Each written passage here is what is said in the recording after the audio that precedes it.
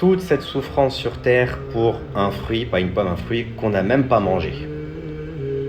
Un jour, Moussa alayhi salam, il a demandé à Allah de pouvoir parler directement avec Adam alayhi salam. À savoir une chose, c'est que Moussa, pour ceux qui ne le savent pas, il n'est pas réputé pour être doux. Attention, il n'est pas injuste, mais il était connu pour être de caractère extrêmement ferme. Il avait dit à Allah subhanahu wa ta'ala, ramène-moi celui qui nous a fait sortir de ton paradis. Lorsque Moussa alayhi salam avait demandé à Adam, pourquoi est-ce que du coup tu as désobéi à Allah en mangeant du fruit qui t'a interdit, Adam alayhi salam lui avait dit, oh Moïse, oh Moussa, tu es celui que Allah a élevé de par le fait de t'avoir révélé la Torah, me reproches-tu quelque chose qui avait déjà été destiné? Et le messager alayhi salatu wa salam nous révèle que Adam a eu gain de cause, donc il avait gagné face à Moussa par rapport à son argumentation. Pourquoi? Parce que Adam alayhi salam ici, il nous ramenait le qadar. Il n'a pas nié sa faute, mais le fait d'être sorti du paradis, c'était déjà un décret divin.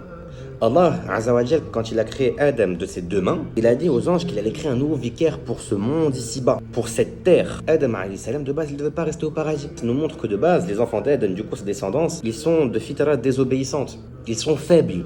Et c'est comme ça qu'on a été créé. On n'a pas été créé pour ne pas désobéir à Allah. Ça, c'est les anges déjà. Mais l'enfant d'Adam, quand lui, il obéit à Allah, il est meilleur qu'un ange parce qu'il a son libre arbitre. Il a choisi de le faire. Et on va désobéir, et on va se repentir, et on va désobéir, et on va se repentir, et on demande qu'Allah subhanahu wa ta'ala nous fasse mourir sur le repentir. Donc bien évidemment, après, ça ne sert pas d'argumentation avec le destin, le qadar, pour dire oui, mais moi du coup, si je fais pas ça, c'est parce que c'est le destin. Non. Là, Adam alayhi salam, quand il a dit ça, il parlait d'un acte qui était déjà passé. Pas de quelque chose qu'il prévoyait de faire plus tard, ou qu'il faisait à l'instant T.